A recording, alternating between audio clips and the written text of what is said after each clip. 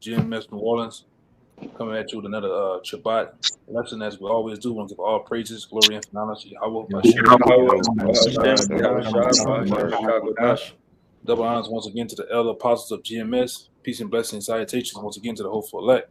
All right, and then you see by the title, this lesson is going to kind of get into the Day of Atonement, which is approaching us. Going to be Thursday sundown to Friday sundown, and it's mostly for those for those who don't know, man.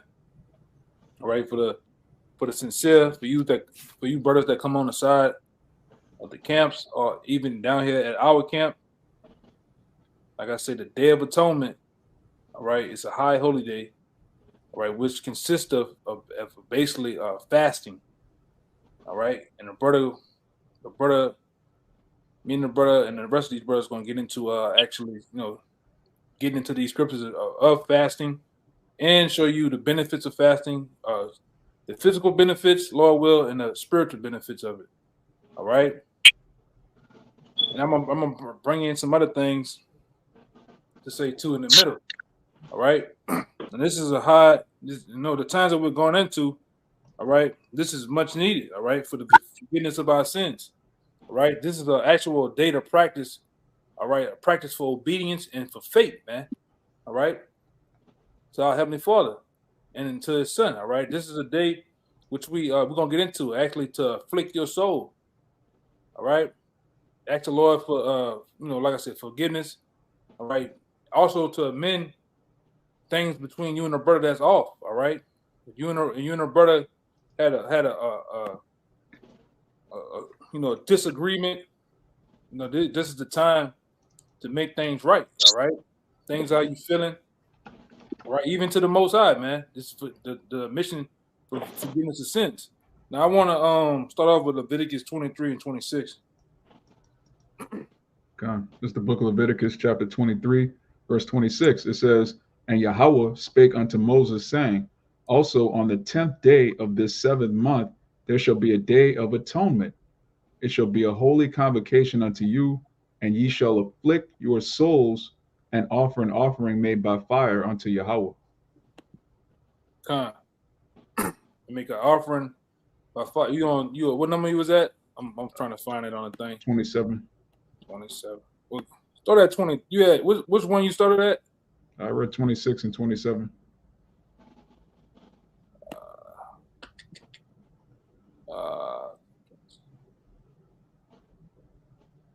Okay. I can read on down to 29. Yeah, read down to 32. That's cool. Okay. It says, "And ye shall do no work in that same day, for it is a day of atonement, to make an atonement for you before Yahweh your power.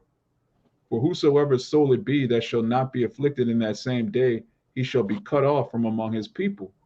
And whatsoever soul it be that doeth any work in that same day, the same soul will I destroy from among his people." Right. I want to say this on that. All right, because what the scripture said we rehearse the righteous acts. All right, so us being over here in captivity. All right, if you got to work, you got to work. All right, but you can also still, and this is for, like I said, this is for the newcomers, man. Because after a while, once you've been in this thing, 10 plus years, or more, you start to become second nature. You don't even think about it, all right? But the early years, it really hits you. You really kind of prepare yourself for the fast and everything like that. Now it's just a normal thing. So by me saying that, when you at work doing the Day of Atonement, and Baba Gashab, one of y'all get that in Matthew for me, when the Lord says about fasting and letting nobody know it, you don't show it on your face, or whatever. You don't really be showing it or telling anybody. All right. So you can do it. Now, the thing about it too, you gotta take in consideration. All right. Like case in point, down here, it's been hot as hell. And if you can, you're a new brother, if you can, man, do both. Do the fasting of water and do the fasting of food. But if you're a brother that's just starting off, hey man, and then it's hot, you work a rigorous job, just try not to eat, but drink some water. Don't be crazy, man. Fall the hell out. if you can help it. You know what I'm saying? But if you can, the best thing is to do go through with the whole thing. I got that precept for you. Yeah, go ahead. This is Matthew chapter 6. I'm gonna start at verse 16. More, and it's in red letter, so it's Yahushua speaking. Moreover, when ye fast, be not as the hypocrites of a sad countenance, for they disfigure their faces, that they may appear unto men to fast. Verily, you get that long face, that long sad face. Hey man, what's up with you, man? Oh no. Then you telling them people, you don't do that. You fast, man. Then while you fasting, because a lot of this dude does with fasting and prayer too. So you don't have to just sit up there while you at work and just flat out like the heathen do, man. Throw out, they throw out a carpet, get to praying and shit while the forklift's going by. Beep beep, shit. Nah, man, you can pray to the Most High in your mind. Now you can go to your car at lunch break and do your thing, man. But you don't have to let everybody know. That's the point, right? And this is like I said, this is for the young brothers, man. Like I said, just starting off, just waking up. Go ahead. Verily I say unto you, they have their reward. Mm-hmm. But when thou fastest, anoint thine head and wash thy face, that thou appear not unto men to fast, but unto thy Father which is in secret, and thy Father which seeth in secret shall reward thee openly. Yeah, so you feel yourself coming down with that old spirit, man. You go, you wash your face, man. You gotta have that uplifting, bubbly spirit where it look like nothing going on, man. All right, because all this is done for a reason. Like I say, case in point, this is a day to where we afflict our soul, man. Which I'm gonna say this too. Yahweh Shai was the ultimate. He was the ultimate sacrifice, man. All right, somebody give me, and I'm gonna tell you. I'm about to show you right now what this really about, man. All right, give me Psalms 51 and start at 16. Somebody got a lot of popping going on in their mic. Con, I'm in Psalms right now. You said 50, 51, you say? 51 and 16. Con. This is the book of Psalms, chapter 51 and 16. It says, For thou desirest not sacrifice, else would I give it. Thou delightest not in burnt offering. Right, because what was going on in the old times, man? Jake would have a burnt offering, all right, the sacrifice on standby. All right. And what happened? The Most High got heated with that, man. Like, nah, I ain't dealing with that no more because Jake is just wicked. Jake had the turtle doves. Jake had the goats or whatever it may be, man, on standby, just to go off and sin. All right, just to go off and commit whatever heinous act they want him to do, man. So this will actually happen in the old times. All right, and the Lord, I'm about to show you what the Lord is looking for now. Read it again, Baba Kasha. Con, this is Psalms 51 and 16. It says, For thou desirest not sacrifice. See, go ahead. Else would I give it. Thou delightest not in burnt offerings. Yeah, and that's talking about the Most High. He, at one time we would doing that, and now he don't delight in that. This is what he delighted in. Read 17. Verse 17, it says, The sacrifices of the Most High are a broken spirit. Of a what? The sacrifices of the Most High are a broken spirit. Is a what? Broken spirit, it says, man. Go ahead. A broken and contrite heart. Yeah, that's what the Most High is looking for in these times, man. A man of a broken spirit, an end of a contrite heart. And what it means by a contrite, your mind, man, your lob. All right, and that's what you got to be. All right, in the hopes of getting full forgiveness of the Most High, man. The Most High don't care about the sacrifices. Oh, this is sacrifice now. All right, going on them highways and byways, making yourself a living sacrifice, being unto Him in a broken spirit, man, in a contrite heart. All right, let me see. It said, "Oh Yahweh, thou would not despise." So they tell you that the Most High will not despise this. that broken spirit, the contrite heart. All right, and that's also that's how you should be too, man. Asking the Most High for forgiveness, man. All right, whatever situation you're dealing with in the flesh, all right, your shortcomings, those are the things you need to be asking the Most High to fix, man. All right, not to get, hey Lord, give me a Lambo. All right, not asking the Lord for nothing crazy and shit, man, but asking the Lord to to truly fix you in the heart, man, in the mind, in the body too, because we deal with afflictions too, man, in the body, and whatever that may be, making things truly right. All right, within your first and foremost with yourself, with the Most High, and then, like I said, whatever art you have with a brother too, that's a part of it too. That's the main thing, man. All right. Anybody got something? I'm gonna get it rolling in a minute, man. Anybody got something? Real quick, I got a word for you. Yeah, I got the Strong's definition of that word contrite. And I want you to precept this one with Isaiah 58 and 5 and 6. I'm holding that. But go ahead. What you had?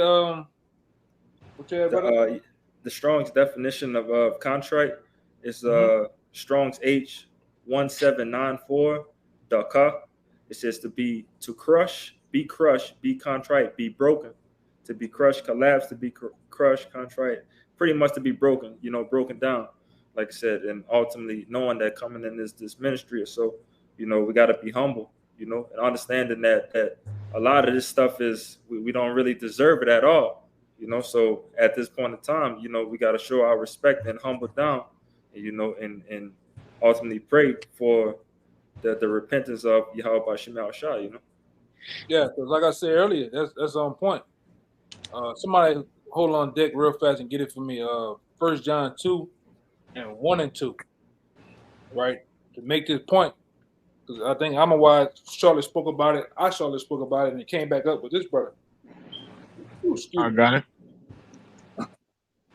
Go ahead. God, it's 1 John chapter 2, verse 1. It says, my little children, these things write I unto you, that ye sin not. And if any man sin, we have an advocate with the Father, Yahushua Hamashiach, the righteous. Go ahead. And because the main point it says, if any have sinned, we have an advocate, all right, with the Father, Yahushua Hamashiach, the righteous, right? Which Yahushua is the high priest, man. All right, Yahushua is the high priest in the heavens for us, man. He's that advocate. He's that mediator, man. All right, that pretty much he ultimately, it's gonna tell you in 2. Go ahead in 2. God, it reads, and he is the propitiation for our sins, and not for ours only, but also for the sins of the whole world. It says he's the appropriation, meaning case in point, aka the atonement, man. That's what appropriation means. It means atonement.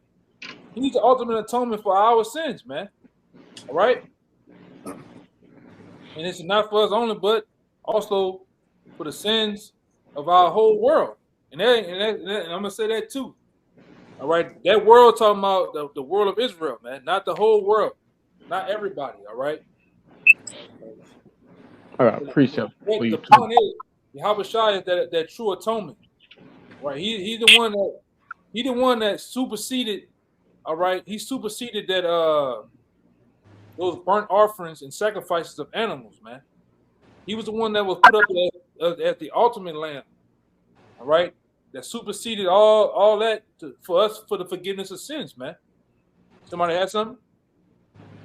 Con, I got something to back that up. I think Rashab had something before me though. You got it, brother. Con. This Isaiah 53 and 10, and it reads, yet it pleased the Lord to bruise him. Going back to that Psalms 34, all right, Yahushua even also had to have a contrite heart, but I'm going to keep reading. It says, he had put him to grief when thou shalt make his soul an offering for sin. He shall see his seed. He shall prolong his days, and the pleasure of the Lord shall prosper in his hand. And it's talking about Yahweh, man. All right. It reads, verse 11, he shall see the travail of his soul, and he shall be satisfied. By his knowledge shall my righteous servant justify many, for he shall bear their iniquities. Hey, and that's going directly into what you just said, Elder. All right, Yahweh being that ultimate sacrificial lamb. All right. Hey, And that's I want you too to go back to that Leviticus and read down, because it's a point in there. It's a point in there I want to bring out, so that it's going to line you up to start bringing out the benefits, the physical benefits of fasting and stuff. But finish your point, brother. I just want to get that out of my head before I lose it. Oh, you good. I just want to say, when it says his righteous servant shall justify many, hey, that's backing up that world in that 1 John 2, man. That many is talking about Israel. All right, but y'all got it, bro. Yeah, go back to that. Start at 26 and just read down. We're just gonna read down to 32. 32 is the point I wanted to get. I'll let you start bringing out the benefits. I'm gonna bring out some of this. I'm gonna bring out a couple of spiritual benefits. I ain't forget that Isaiah either. But go ahead. I got you something too after that. Real quick, if I could bring up something to back up Kalaya on Yahweh being the atonement before that Leviticus. This Romans chapter 5, verse 8. Oh, you had that before? Yeah. Oh, yeah. Y'all got it. Y'all bring it up. You got a good shot. This Romans 5 and 8. It says, but the Most High condemning his love toward us, and that while we were yet sinners, Hamashiach died for us. Much more then, being now justified by his blood, we shall be saved from wrath through him.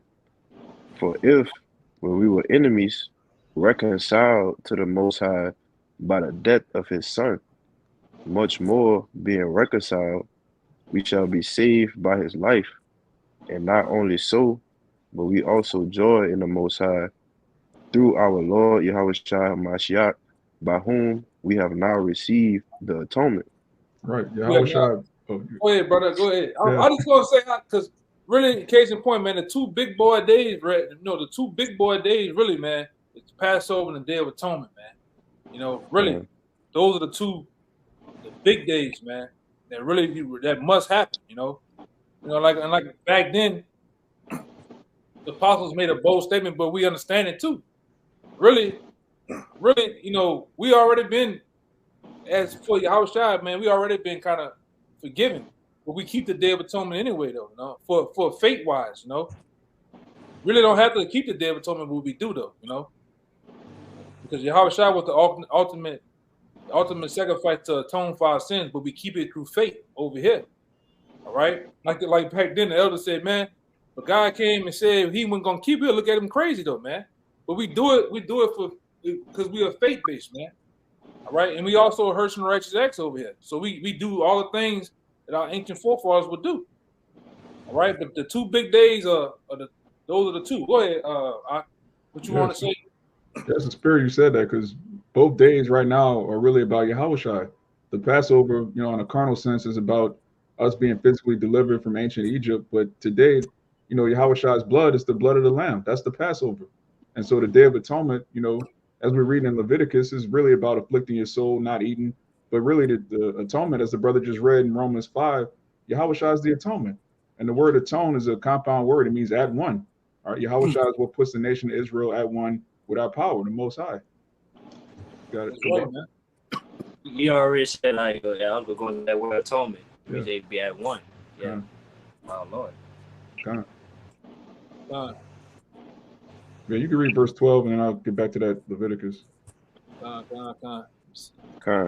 It says Romans 5 and 12, wherefore as by one man sin into the world, and death by sin. And so death passed upon all men, for that all have sinned. Right, read 18 and 19. I'm going to jump down to 18. It says, therefore, as by the offense of one judgment came upon all men to condemnation, even so by the righteousness of them the free gift came upon all men unto justification of life. For as by one man's disobedience many were made sinners, so by the obedience of one shall many be made righteous. Con. So Yahushua going off as Adam is what caused all this to spiral out of control in the first place. But then his final sacrifice as Yahushua is what brings us back to the Father. So that's really what we celebrating. And like the elder said, we're doing this out of faith. All right, you don't. It's impossible for you to keep every commandment, keep every high holy day. If you in that spirit, you bugged out of your mind. But get this back in Leviticus 23, verse 26. It says, and Yahweh spake unto Moses, saying, also on the 10th day of the 7th month, there shall be a day of atonement, which we're in the 7th month right now. This is we don't deal with Esau's calendar. We have to use it to go to work, obviously, but the real, you really track the days by the moon, according to the Bible. It says, he shall be in holy convocation unto you, it shall be a holy convocation unto you, and ye shall afflict your souls and offer an offering made by fire unto Yahweh. And ye shall do no work in that same day, for it is a day of atonement, to make an atonement for you before Yahweh your power. For whatsoever soul it be that shall be not afflicted in that same day, he shall be cut off from among his people. And whatsoever soul it be that doeth any work in that same day, the same soul will I destroy from among his people. Ye shall do no manner of work. It shall be a statute forever throughout your generations in all your dwellings. It shall be unto you a Sabbath of rest, and ye shall afflict your souls in the 9th day of the month at even, from even unto even shall ye celebrate your Sabbath. Right. And that's the point. The point was, it said, it said, it shall be unto you a Sabbath of rest, all right, and ye shall afflict your souls, because that groaning and yearning feeling that you get of hunger when you haven't eaten, that's the point of you afflicting your souls to the Most High, man. Okay, and it's benefits of that. It's benefits of fasting. It's benefits of actually doing this spiritually and physically. Now the brother got an article the brother has an article on the benefits of fasting. Before he get that, somebody get that Isaiah. I think it's 58, 5 and 6. This is one of the spiritual. He gonna bring out the physical. I'm gonna bring out the spiritual. Some of the spiritual benefits. All right. This is one of them through the scriptures. This is one. What it does, man. I got it. Go ahead. This is Isaiah 58 and 5.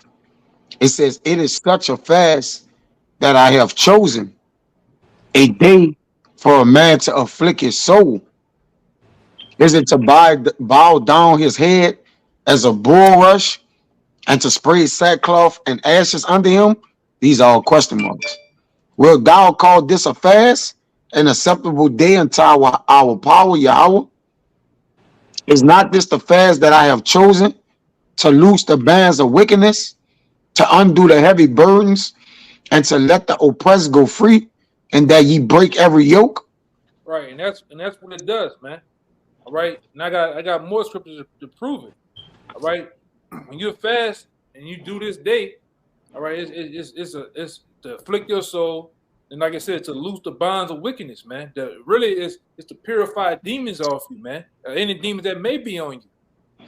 All right, and Yahweh Shai said it. Somebody give it real quick. Mark 9:29. Yahweh Shai said it out of his own mouth, man. Then I'm gonna come back to it again to prove the hone in the point. All right, the times when you fast, all right, and in the Day of Atonement, when we fast and pray to the Most High on that day, we actually purifying ourselves of demons, man, getting demons off us. All right, like I said, bands of wickedness, heavy burdens. All right, you're really opening yourself or relieving yourself of these things, man. If you don't think demons are true, they are true, man. And brothers be having them on them. All right, because I'm gonna say this too. All right, we did lessons on this early on this year, but we're going into that winter. So we're going into the time of winter, which is darkness. That's a high time when demons come about, man, because they're dealing with darkness. Because what the one we dealt with the Christmas shit, right? Early on this year, we did the Christmas it went into the Saturnalia. Saturnalia. Mhm. All right, we're dealing with the time of spring coming about. So now we dealing with the time of what? Going into darkness, man. August, September, October. You know that other day, what the other day is Halloween. It's all the times of darkness. So what happens during these times is a lot of demons. All right, a lot of demons be coming, man. All right, and we also in the last days too. So we are dealing with some of the most high times and some of the most high spiritual times and some of the most demonic times, man. What's going on? So we need the Day of Atonement. We need this, all right, afflicting of our souls, man. All right. Get that scripture for me, and I'm gonna get that brother. Let that brother get his point out. You know, whatever he had. I got that mark for you. Yeah, that's what I'm looking for. That mark. Give me that mark. Cause that came out of Yahushai's mouth. Hold on. You might have to go up like 2 or 3 verses to get the whole point. Con. Let me see. I'm gonna get that. I'll tell you where to go.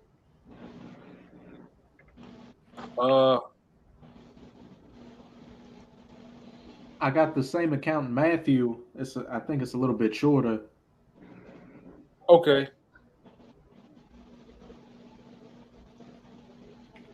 Yeah, if you got the one in Matthew, cool. That's cool. Kind of. Did you want to get it, Kalai? No. You got it, bro. You're right there. Kind of. This is Matthew 17. I'm going to start at 14. And when they were come to the multitude, there came to him a certain man kneeling down to him and saying, Lord, have mercy on my son, for he is a lunatic and sore vexed. For oftentimes he falleth into the fire and oft into the water. And what's a lunatic? Brothers be going into this on the block, but having a lunatic spirit is basically, basically demons on him. A demon was on this man's son. All right, and Yahushua is instructing him on what's going on, and he's also going to tell him, how you get these demons off you. But go ahead, Verse, kind of. For oftentimes he falleth into the fire and oft into the water. And I brought it just makes me think real quick what they got: a fire at the right hand and water at the left hand. And we constantly got these, demons afflicting us, and hence, fasting, not just on the Day of Atonement, but in general, to get these demons off of us, to keep us on that straight path. And I brought him to thy disciples, and they could not cure him. Then Yahushua answered and said, O faithless and perverse generation, how long shall I be with you? How long shall I suffer you? Bring him hither to me. Verse 18, and Yahushua rebuked the devil, and he departed out of him, and the child was cured from that very hour. Then came the disciples to Yahushua apart and said, Why could we not cast him out?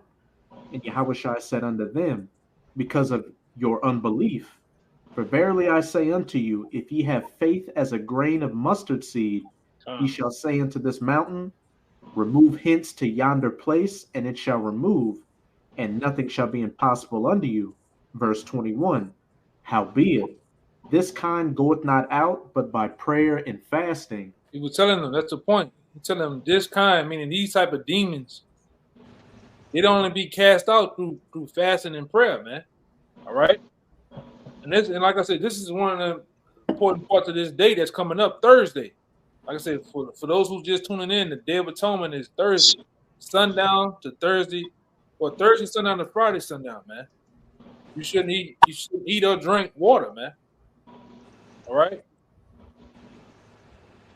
No, like I said, those that's for the sincere. But go ahead, bring out what you need to bring out. Tom, like you've been saying, moreover, even for the atonement is more a physical thing. That's why it says to afflict your souls. When you go into souls, that's napash. That's your see the appetites or your different pleasures. And the reason why the atonement is for a spiritual purpose, but it's done physically, is because Yahweh Shai had to suffer for the things that we did through our minds, all right, that trickled down to our flesh or through our flesh, which caused us to sin, which caused him to sin. All right, and that's why the law required a physical sacrifice, all right, because goats of blood and different things like that, all right, it wouldn't add up into what an atonement it is that at one with your spirit. This Hebrews 10, I'm gonna get straight to the point, which is 5. It says, wherefore, when he cometh into the world, he said, sacrifice and offering thou wouldest not, but a body has thou prepared me. And that body that the Lord prepared for Yahushua, all right, was for him to uphold all the sins of not only Israel, but itself also. So that the what happened to his body, all right, was the ultimate sacrifice, or what he endured. And that's why we afflict ourselves, because we punish our flesh, man. All right, which give us what? Thought in our mind of what it is we doing. But you got it, bro. Yeah, go ahead, Amawat. This is Boulder Medical Center. It says the science of fasting. A large body of evidence now supports the benefits of fasting, though the most notable data has been recorded in studies with animals. Even so, these findings are promising for humans. Essentially, fasting cleanses our body of toxins and forces cells into processes that are not usually stimulated when a steady stream of fuel from food is always present. When we fast, the body does not have its usual access to glucose, forcing the cells to resort to other means and materials to produce energy. As a result, the body begins glucogenesis, a natural process of producing its own sugar. The liver helps by converting non-carbohydrate materials like lactate, amino acids, and fats into glucose energy. Because our bodies conserve energy during fasting, our basic metabolic rate, the amount of energy our bodies burn while resting, becomes more efficient, thereby lowering our heart rate and blood pressure. Ketosis, another process that occurs later into the fast cycle, happens when the body burns stored fat as its primary power source. This is an ideal mode for weight loss and balancing blood sugar levels. And I wanted to share this image. Brothers put, I think they put it in the WhatsApp a couple of days ago, but this is, you can see, window, okay, entire screen. All right. I don't know if you could. Yeah, I'm getting it. I'm getting it. All right, so this is hourly benefits of fasting, 4 to 8 hours. Zooming in a little bit up, if you can. I think it's yeah, there you go. So 4 to 8 hours, blood sugar falls, all food has left the stomach, insulin is no longer produced. After 12 hours, food consumed has been burned, digestive system goes to sleep, body begins healing process. That's after just 12 hours. HGH, which is human growth hormone, begins to increase. Glucagon is released to balance blood sugars. After 14 hours, body has converted to using stored fat as energy. HGH starts to increase dramatically. After 16 hours, body is ramping up fat burning. After 18 hours, HGH starts to skyrocket. And here's what happens after a full day of fasting. Autophagy begins. Now, autophagy is actually, it's a Greek word, which auto means self and phagy means eating. So what's going to explain? It says, what is autophagy? The word autophagy was derived from the Greek and literally means self-eating. The concept of autophagy emerged during the mid-20th century when researchers first observed that cells could destroy and recycle their own parts. So basically your body, what was going to say, it says autophagy is a natural vital process that occurs in your body, and it is one of the best ways to detox and clean out poorly functioning older or unneeded parts of your cells. So it's basically the Most High created our bodies to heal ourselves, man. You don't have to go to this damn devil and get addicted to a bunch of different pills and just madness, man. You're just adding demons in your body. This devil, as it tells you in Job, he's a physician of no value. He tries to get you addicted to his pharmaceuticals when the Most High already gave you everything you need in your own body. It says, what is autophagy fasting? Autophagy fasting is a dietary strategy that involves fasting for a specific period of time to stimulate autophagy. During a fast, once your body has burned through much of its stored carbohydrate energy, resulting in low liver glycogen levels, you enter a state of ketosis where fats are broken down for energy. And it says, wanted to get to the point, some of the benefits. Yeah, here we go. Autophagy fasting is an active area of research in humans, but it is believed to have a number of potential health benefits like improving cellular health and function, training metabolic flexibility, and stabilize energy levels during stress, promoting healthy weight loss and insulin sensitivity, reducing inflammation and oxidative stress, protecting against heart disease, supporting brain health, and reduce risk for neurodegenerative diseases like Alzheimer's and things like that, dementia, which all of these people have, as we went into, boosting immune system function and overall longevity. So just fasting by doing nothing, spending no money, you know, no we can't really say certain words. You can't go to that building full of dead bodies and get all of these things injected in you. All you need to do is just not eat. Just not eat or drink for a full day, and you have all these benefits coming to you. And the people of the world don't know how to do that, man. Yeah. Like I say, as you continue to go on in this truth, all right, the Day of Atonement becomes quite easy, man, smooth to you. All right, it's like first, second, third, fifth year, sixth year. It's a thing that you try to go prepare for. Now you can myself and a couple other brothers, different other brothers, you can probably get caught. You can get caught in the middle of the day, not eat, not even worry about it. You just deal with it. All right, when it's over with, man, it's not as hard as it used to.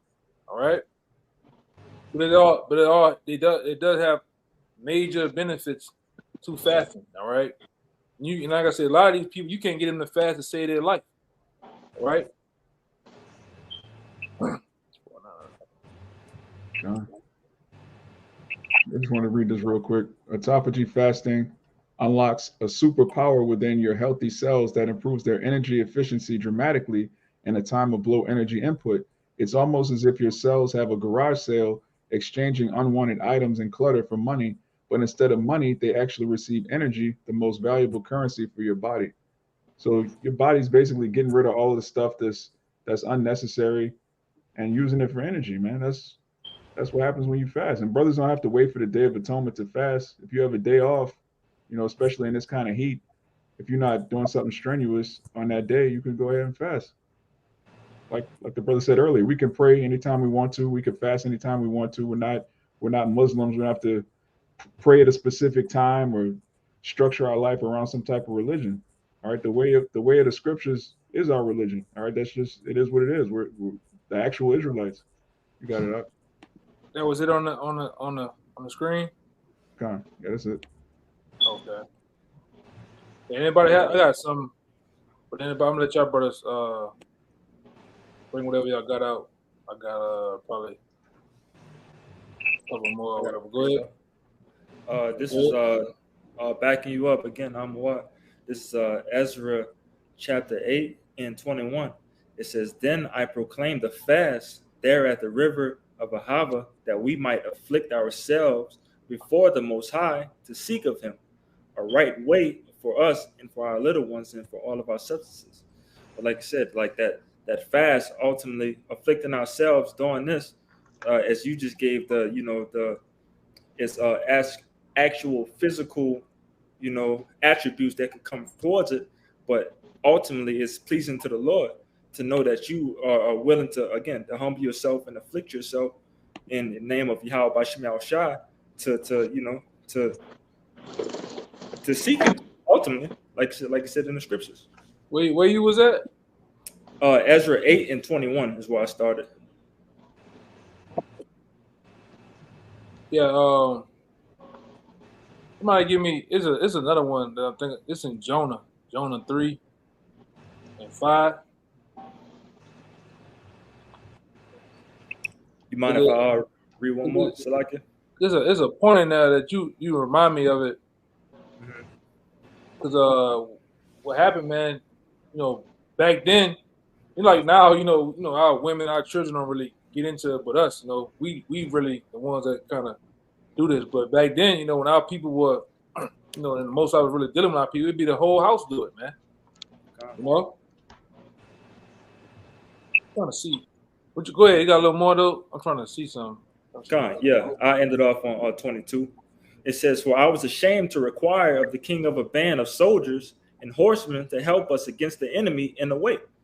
Like I said, like he's Ezra speaking of like he was ashamed of, you know, going to a king and soldiers sword for help, because ultimately our help is through Yahweh Bashim Yahushua. And like I said, what's one of the main ways that we get to it is afflicting ourselves and, you know, fasting ourselves. Yeah, But this it one. go Yeah, this one here. You made me think about this one. This one here. It show you how serious it was, man. Back then, somebody get it about. I think it's about 5. Yeah, it's 5. I'm looking at it. Yeah, it's a whole chapter, really. Yeah, Uh, go ahead.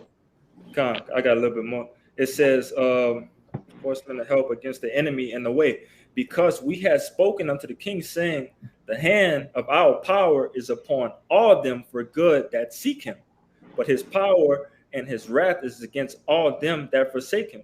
But like again, how do you seek the Lord? You know, one of the ways that you could seek the Lord is by fasting and afflicting yourself to, you know, show your humbleness. But that's all I got. Yeah, go ahead. This Jonah 3 and 5, and it reads, "So the people of Nineveh believed Yahweh and proclaimed a fast and put on sackcloth from the greatest of them even to the least of them." You want me to keep running? Yeah, and then show you everybody took part of. Go ahead and 6. Go down about 7. Yeah, go down about 7. 7 is the point. Show you how you know it was on point back then, man. You know, go ahead. It reads verse 6. It says, "Forward came unto the king of Nineveh, and he arose from his throne, and he laid his robe from him and covered him with sackcloth and sat in ashes. And he caused it to be proclaimed and published through Nineveh by the decree of the king and his nobles, saying, Let neither man nor beast, herd nor flock taste anything. Let them not feed nor drink water." Right. And you know, that show you how serious it was, man. You know, even a man's beast wouldn't even eat nor drink, man. All right. I wanted to. I got something for you, bro. I'm trying to figure out. Go ahead. I'm trying to figure. Don't worry about it. I get it. And what we've been going in is pretty much. I looked up affliction, right, and they brought me to Proverbs 20 and 30, which is the blueness of a wound cleanseth away stripes, the inward part of the belly, which when you afflict yourself is misery or sorrow or pain and distress, mortification is punishment. When you go down, it says to strike. So when we're afflicting ourselves, we striking ourselves from a physical standpoint, which the blueness of a wound, when you read in the NLT, it says physical punishment cleanses away evil. Such discipline purifies the heart. So as we afflicting ourselves, the discipline from afflicting ourselves is cleaning our heart. As the elder brother been mentioning, the benefits that you basically getting from afflicting the inside of yourself, man. All right, it's bringing out flicking the outside of yourself is bringing in benefits to the inside. Go ahead, you want to make a point? Yeah, cause you actually like the brother went into. He went into the brother. I'm a while went into the physical health benefits, the cellular points of it. I mean, I mean, even when you start doing it on a regular, your skin start to change, start to clear up. Or you start to actually purge out a lot of these impurities in you, man. All right, and like I say, somebody give me. This is probably the last one I got. Somebody give me 1 Corinthians 7 and 5. All right, going back on going back on the spiritual points of it. All right, the spiritual points of it, you actually fasting also gives you clarity in the mind too. All right, spiritually, you're able to think. You're able to actually retain more information. Like I said, going back to the point too of actually purging off demons off you, man. All right, that's a great demon repellent by fasting. All right, prayer. All right, getting that mental focus that you need, man. All right, and actually saying it to the Lord too, man. You had some more you want to say? Yeah, just a little bit, just to add to you, because it says the blueness of the wound. When you go into that word blueness, it means the strike or the blow, which is the same thing as affliction. All right, so then the reasons we're afflicting ourselves is for the atonement of sins, which we always sinning. So if we're hitting ourselves with the right strike or the right blow, like he says, gonna give you that mental alertness to be like, look, I don't want to do this. That which you don't have to often times afflict yourself, but you still got to do it for balance sake. You got it, bro. Yeah, like I say, for younger brothers, once again, I'm gonna say it again. Atonement. For you younger brothers, man, we doing this for the obedience and faith to the Most High, man. So, and we also rehearse righteous acts. So if you work somewhere where it's rigorous, you outside, you doing shit outside, hey man, don't be crazy, man. Just it's probably your first year, your second year, whatever. If you can take off, take off. If not, hey man, you drink you some water and just try not to eat, man, until sundown. All right, I'll tell you, you able to get home or something, But you do it though. All right, when you do it, you get your prayers in or you're studying or whatever you need to get in, man. All right, you don't try to go rush home and get boxed because it's considered it's considered almost it's like a Shabbat, man. You don't do nothing, man. All right. You don't want to dehydrate either. The temperature's been 100 degrees. It's been feeling like 119, like the elder saying. You don't want to be over righteous. Do we keep it? Of course we keep it. But technically, Yahweh Shah atoned it that if we can't keep it, then the Lord will know, he'll give us that bridge to be able to pray and ask for forgiveness if we can't keep it the way we can while we're in captivity. You got it, bro. But if you can, you keep it the whole way, man. Keep it. Gotta keep it if you can. I'm gonna say this, man. Satan and I got the scripture right here, man. But Satan gonna mess with you too, man. Hell yeah.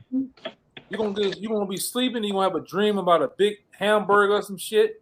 That's what That's what them demons do, man. It's a big hamburger go through. I'm talking with the cheese and everything on it, and make you think you ate the shit, man. All right. Have you tripping, think you drinking, but hey, man, you got to fight through all that, man. All right. But that's what them demons do, though, man. That you purifying off you. All right. Well, give me that First Corinthians, because this is still dealing with the spiritual standpoint of purifying yourself through fasting and stuff, man, through the Day of Atonement. Go ahead. This 1 Corinthians 7:5. It says, defraud ye not one the other, except it be with consent for a time, that ye may give yourselves to fasting and prayer, and come together again, that Satan tempt you not for your incontinency. Yeah, and this goes into 1 Corinthians 7, the 7th chapter, all right, leading up to how a man and his woman deal, all right, because case in point, this one here, you could deal with a time where you fast. You might be fasting off different things, dealing with your wife. This say case in point, the box. Oh, I'm gonna fast until this week or next week, and then we go back doing that thing. All right. But the point I wanted to bring out, the fasting and prayer come together again, meaning they were talking about having sex again. All right. So you can fast. You can fast for many things. You can fast for not watching TV. You can fast, dealing with your woman for a minute, and then you go back to dealing with your woman again. All right. All right. And then because it says that Satan tempt you not. All right. The point I'm bringing out about Satan, because we have demons in pursuit of us, man. We have demons trying to sift us. All right. So the one way that you can, once again, ward off demons is fasting, man. Prayer. All right. I just want to clear that up about First Corinthians 7. All right, because it goes into how you deal with your woman. Right. You got to give your woman due benevolence, but you can also. It goes into how you can also fast for a couple of minutes because you might want to get more studying in. You might want to get more mental focus. But once you and your woman come to agreement, this is what I'm gonna do, you go back to doing your thing with her, man. All right. But the point, all right, to that Satan tempt you not, because Satan is always there. Like Paul says, Satan is always there to buffet us. Some demons are always there to actually to try to capitalize on you, on your weaknesses, man. All right, your shortcomings. All right, and then most importantly, it deals with your mind, man. Some demons try to override your mind with certain thoughts. All right, and actions, man. So that's why we need this day, man. We need this day to actually try to ward off these demons, man, and have to reset ourselves, man, in the spirit. Anybody got anything else? Anything? Yeah, I got a word for you real quick. This is on the etymology online. This is the word atone. It says to bring at one, to reconcile, and thence to suffer the pains of whatever sacrifice is necessary to bring about a reconciliation. Yeah, they. And ultimately, the one that brought back that reconciliation was Howard Shine, man. What the hell that was? I don't know what that was. Yeah, that was crazy. I don't know what that was, man. Somebody hollered. Yeah. That sounded real. TG's 13ish, man. Yeah, that's weird. I got them, them. You got them demons, man. Boise and them other damn demons. They be hollering and shit through these damn devices, electronics and shit, man. Because we was kind of already getting on that, but it is what it is. You brothers, like I said, you young brothers out there, man, you just try not to eat and drink anything, man. Going into, like I said, this Thursday, and like I said, we'll bring it up again to you brothers, brothers I have other brothers get with you on that, man. If anybody got one more thing? Yeah, I see that. Oh, go ahead. Oh, so like if I could just make a point with that tone too, because I could just give a testimony on one of my first or my second Day of Atonement. I just remember that pain, that headache, especially, if you don't really hydrate yourself before, like you'll go through like the pains and really just be hurting through it. But like I said, it's just a necessary pain that has a a beautiful end goal of it. But that's I would say this too for you younger brothers out there early on, just coming out. I would say before sundown, you go get it in. Meaning you go whether you got I don't know if you got Golden Corral or some place where you can get you a lot of food. Try to get you a lot of food, a lot of drink in, and then you can actually kind of maintain yourself until the next day, until it's almost over with, man. All right. The most important thing to get you through is try to go eat heavily and drink heavily before the sun go down, man. Go ahead, what you about to say that?